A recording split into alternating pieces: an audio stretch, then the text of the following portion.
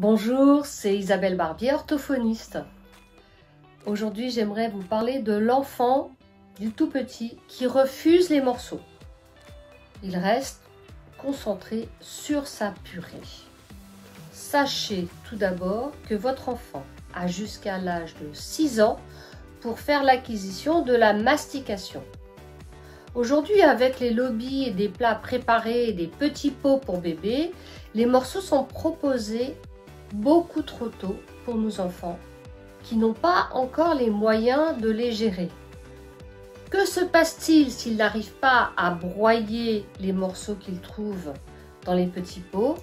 Eh bien, ils gobent l'aliment tout rond et cet aliment fait la totalité du système digestif pour que vous le retrouviez intact dans la couche.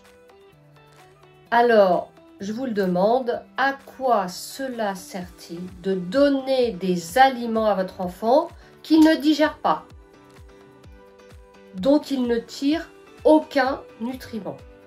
Voici donc 3 règles de base à suivre sur ce temps d'apprentissage qui est relativement long. Dans un premier temps, il faut éviter de mélanger la purée et les morceaux. En effet, votre enfant voit de la purée. Il s'apprête à manger une purée et il tombe sur un morceau qui peut le mettre en difficulté.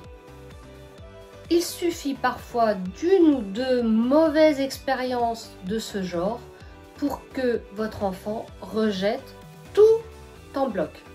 Donc séparez bien les 2 textures pour qu'il puisse être informé de ce qu'il met en bouche. Deuxièmement, vous n'allez lui proposer que des morceaux fondants qui s'écrasent facilement avec la langue. En effet, au début de son apprentissage de la gestion des morceaux, votre tout petit ne va donner que 2-3 coups de dents avec les molaires qui apparaissent. Puis, il va téter et avaler. Voici donc les aliments qui sont adaptés à ses capacités.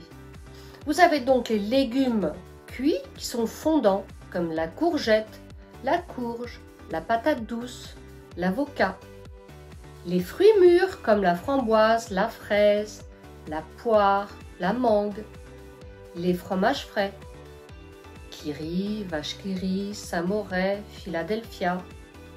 Les biscuits ou les gâteaux apéritifs qui fondent au contact de la salive comme les tucs ou les curlis. Les œufs, le poisson pané ou la tranche de dinde. Évitez à tout prix les aliments qui doivent être broyés par les molaires, comme les petits pois, le maïs, la viande hachée. Vous allez aussi donner le temps à votre enfant de changer de texture. Partez donc de la purée lisse qu'il aime bien et vous allez l'épaissir, puis finalement l'écraser à la fourchette. Placez dans son assiette 2 ou 3 morceaux que vous avez conservés intacts pour qu'il s'habitue à les voir.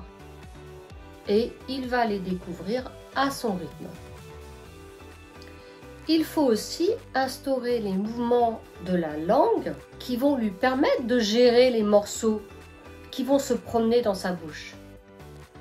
Placez de la purée dans sa joue, à droite, puis à gauche, pour que la langue se mobilise et aille les chercher.